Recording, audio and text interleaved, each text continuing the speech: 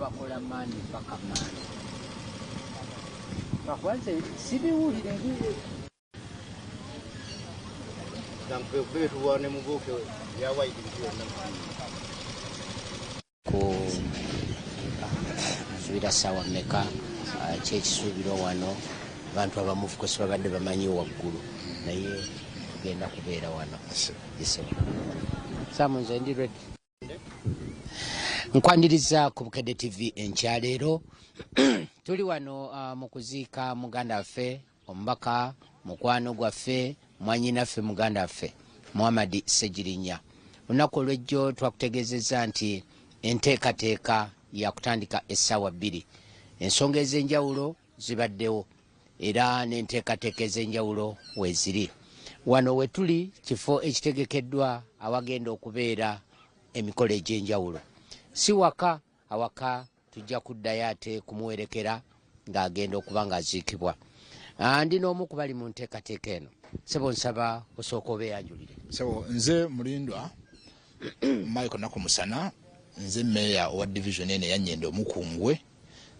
Ekifo kino kyennyini mutugenda okuziika muganda waffe Ssegirinya mwekisangibwa.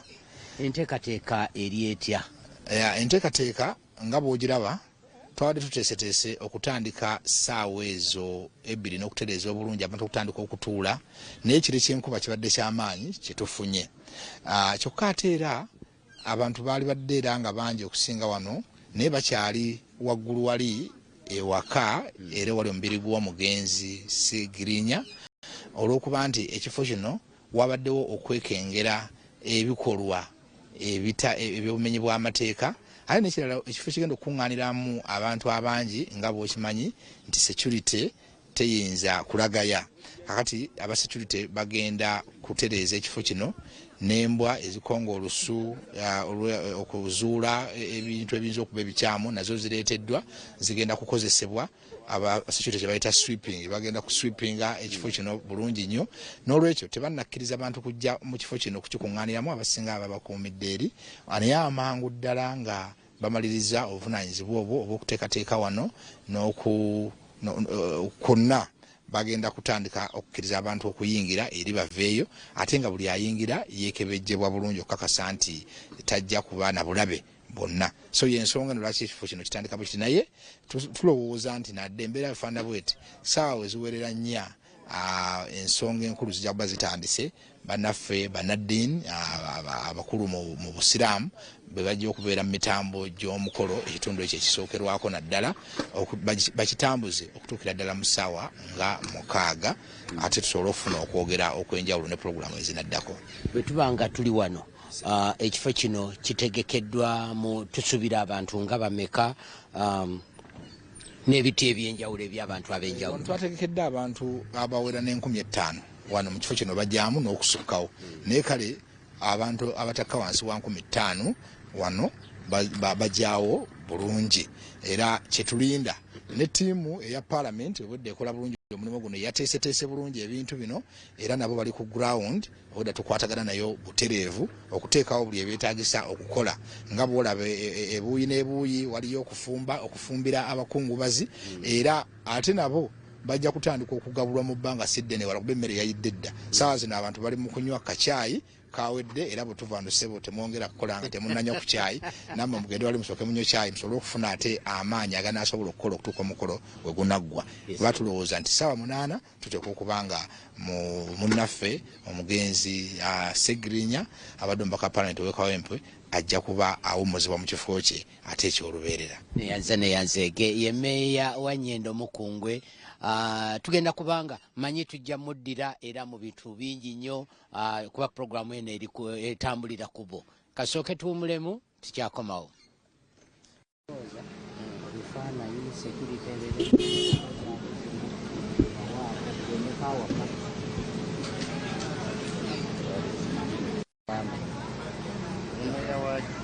Nyendo Mukungwe.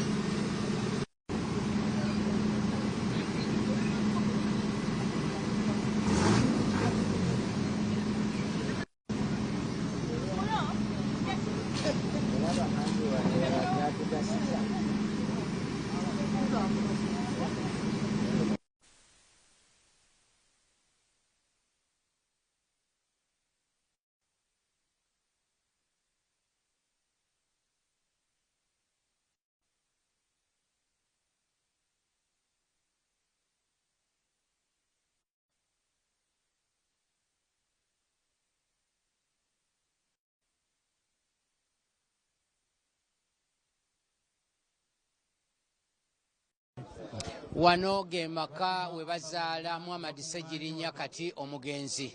Atulaba ku Bukedde TV eri wansi yewategekeddwa emikolo nga palamenti. Wano ye waka era emmanju eri yewagenda okubeera emikolo gy'okuziika. Wabula bwe tutuuse mu kitundu kino awaka wano ne batutegeeza nti biringa bya mirundi ebiri. Waliwo abagamba nti omubiri gwa Muhammad Ssegirinya teguteekeddwa kuggyibwa mu kifo kino, kutwalibwa wansi. Era nga bw'olaba waggulu eri mu mulyango waliwo abavubuka oba abantu abakuuma okulaba nga omubiri gwe oba omulambo gwe teguggyibwa mu nnyumba, kutwalibwa eri mu kisaawe ekiri mu kuteekebwateekebwa wagenda okubeera emikolo emikulu. Bw'oba olaba abantu batuula bali mu bufubo obw'enjawulo, oyo ayogera ye imaamu wa paalamenti. Kakati nno bw'obanga otunuulira olaba abantu ab'enjawulo bali mu bufo obw'enjawulo, olaba abantu bali mu bukuukulu obw'enjawulo, kyentegeddeko nti n'ekkubo erigenda okuleeta oba eryandibadde litambuza emmotoka okujaana okukima mayiti, nalyo abantu bakiiseemu emmotoka obutasobozesa mmotoka yonna kuva eri kujja kutwala muntu yenna oba okutwala mayiti. Bw'oba otunuulira bano bali mu kuteekateeka ekifo kino, bali mu kuteekateeka ekifo awagenda okubeera okusaala, era n'eri bagambye nti n'emmere ne bw'eneeba ntono tujja kufa, tujja kulya eyo eriwo ejja tumala. Ngenda kutambula bwe nti nga nzira sayidi eno, twagala kulaba wawe batadde ekimotoka okuziyiza kiri ekiyinza okuba nga kyekitwala mayiti. Njagala tutambule tudde sayidi eno ate nayo nkulage ekiriyo nti abantu baffe bali mu kweteekateeka, bateeseteese tenti, bagaziyiza eddiiro obutafaanagana nga jjo babadde kumukumu, naye olunaku olwaleero olaba balina engeri gye bateeseteeseemu tenti zaabwe okulaba nga bagaziya ekifo okuba nga kigazi bulungi. Bingi nnyo ebigenda mu maaso mu kitundu kino, era kaakati waliwo okugabanyizibwa kwa mirundi ebiri. Kati omulabi gw'ojja kweyawulirawo era ojja kulaba kyekigenda mu maaso. Bannaffe abali eno nga bagamba mayiti ya Ssegirinya tejja kgenda ku kifo kiri, naye nga ate kifo kiri kyekiri official oba kyekya gavumenti, kyekiringa ekya gavumenti oba enteekateeka ya paalamenti eyategekeddwa. Naye ate wano we waka bagamba nti tewali mayiti ya Ssegirinya kugijja wano, kugitwala eri. Byonna weebiri wano, era nga bwe nkutegeezezza nti baakiiseewo emmotoka sayidi eri waggulu obutasobozesa motoka oba eya funeral service okujja okutwala mayiti eri wansi. Kati nno ebisinga tugenda kubanga tubikugamba, emmotoka yeeri bannaffe gye bataddewo, era ojja kulaba nti eya funeral service terina weesobola kujja. Yabannaffe aba A+ terina weeyita kujja kukima mayiti kugitwala eri wansi. Kati waliwo engeri y'okusika omuguwa, but of course enteekateeka yonna nga eya paalamenti bweri eri wansi, era bali mu kulaba nga baswipinga, okulaba nga bakebera nti tewali agendayo ng'alina kintu kyonna. Bwetyo yenteekateeka bweri. Motoka si yeeyo. So bannaffe aba A+ babadde balina okujja eno okutwala mayiti wangi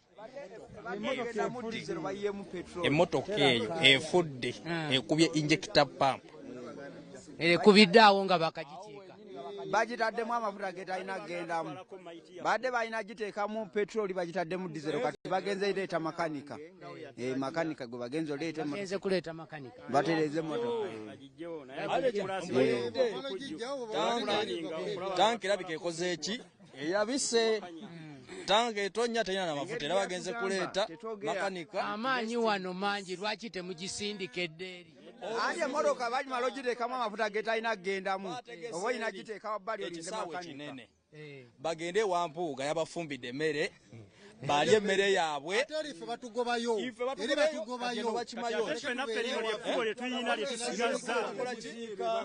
twaza kuziika wano omukulu ali makage ate bamutwala tugenda kuziika ki n'entaana yiri bagisima bamutwala baziika wano makage so si mu kisaawe kale tweyanzege njagala tuberenga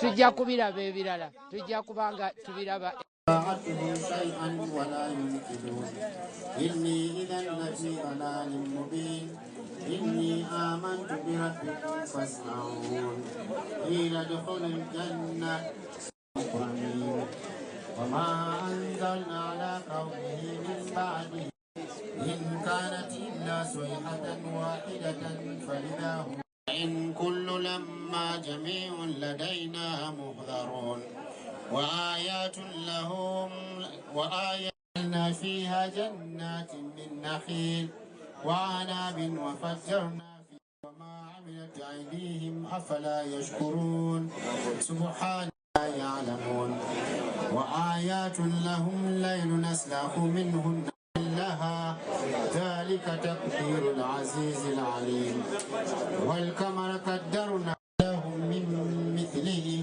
ما يركبون وإن نشأ نغرقهم فلا صريخ لهم ولا هم ينقذون إلا رحمة منا ومتاعا إلى حين وإذا قيل لهم اتقوا ما بين أيديكم وما خلفكم لعلكم ترحمون وما تأتيهم من آيات من آيات ربهم إلا كانوا عنها معرضين وإذا قيل لهم أنفقوا مما رزقكم الله قال الذين كفروا للذين آمنوا أنفقوا من لو يشاء الله أطعمه إن أنتم إلا في ضلال مبين ويقولون متى هذا الوعد إن كنتم صادقين ما ينظرون إلا صيحة واحدة تأخذهم ولا يستطيعون توصية ولا إلى أهلهم يرجعون ونفخ في الصور فإذا هم من الأجداث إلى ربهم ينسلون قالوا يا ويلنا من بعثنا من مرقدنا هذا ما وعد الرحمن وصدق المرسلون إن كانت إلا صيحة واحدة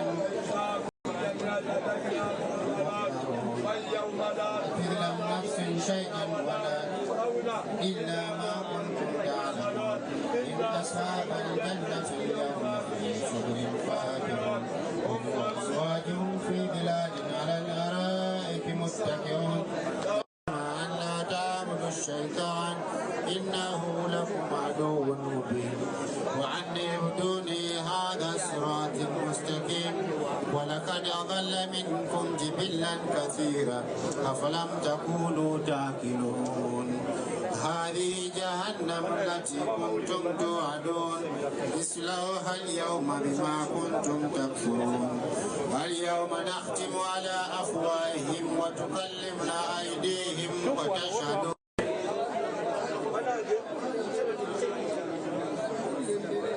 ولا يعقلون وما علمناه شيرا وما ينبغي له إن يقول له كن فيكون فسبحان الذي بيده ملكوت كل شيء وإليه ترجعون الحمد لله رب العالمين الرحمن الرحيم مالك يوم الدين إياك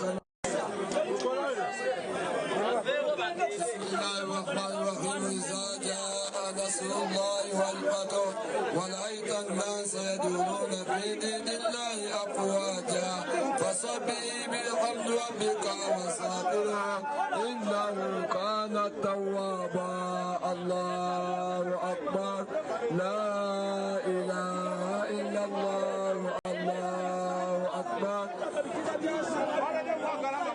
بسم الله الرحمن الرحيم تبت يدا أبي لهب وتب ما أغنى عنه ماله وما كسب سيصلى نارا ذات لهب وامرأته حمالة الحطب في جيدها حبل من مسد الله أكبر لا إله إلا الله الله أكبر